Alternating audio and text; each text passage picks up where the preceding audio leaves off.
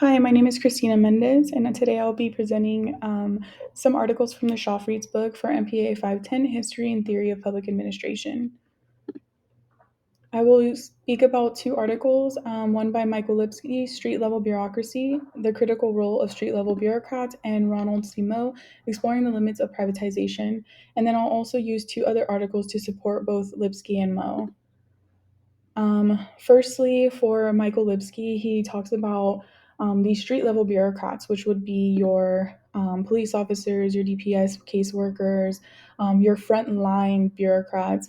And often the interaction between the public and these bureaucrats is so close that it's often under like public scrutiny.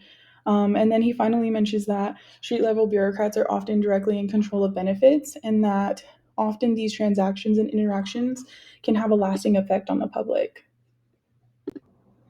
In the article that I chose, written by Jonathan Scorfield, that supports Michael Lipsky, he uses Lipsky to demonstrate that street level bureaucrats work closely with the public and often can use discretion with how they handle situations.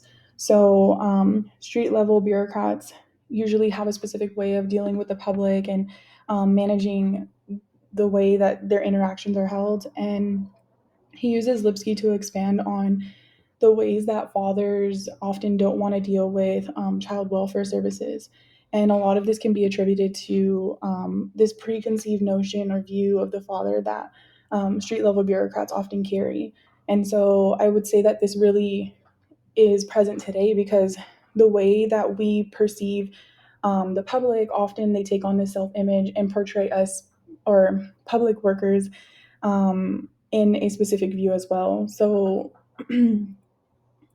Michael Lipsky um, and Jonathan Scorfield kind of both carry this view and agree upon the same things.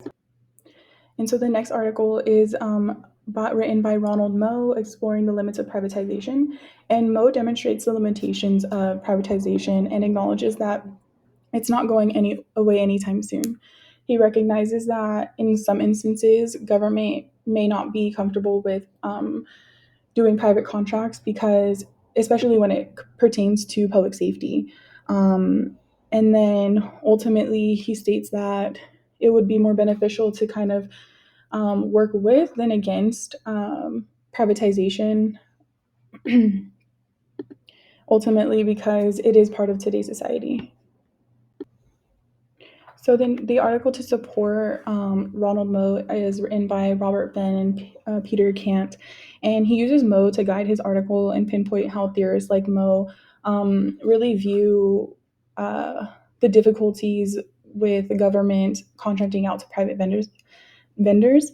And then he agrees with Moe in this aspect of the government setting out missions and outcomes for the specific private organization, and ultimately, if the private organization finds a different way to process or to function, those processes or functions may not be in line with the mission or value that is set out by the government.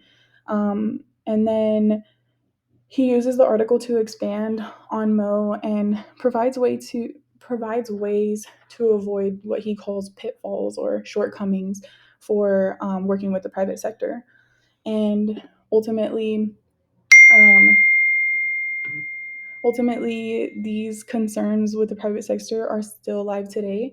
It seems that Moe is accurate to say that theories and a set of criteria needs to be set in place to help um, like the assigning of the functions, because essentially privatization isn't going away anytime soon. And here are the references for the articles that I use that support both Ronald Moe and Michael Lipsky. And I'd like to thank you for watching my presentation for MPA 510.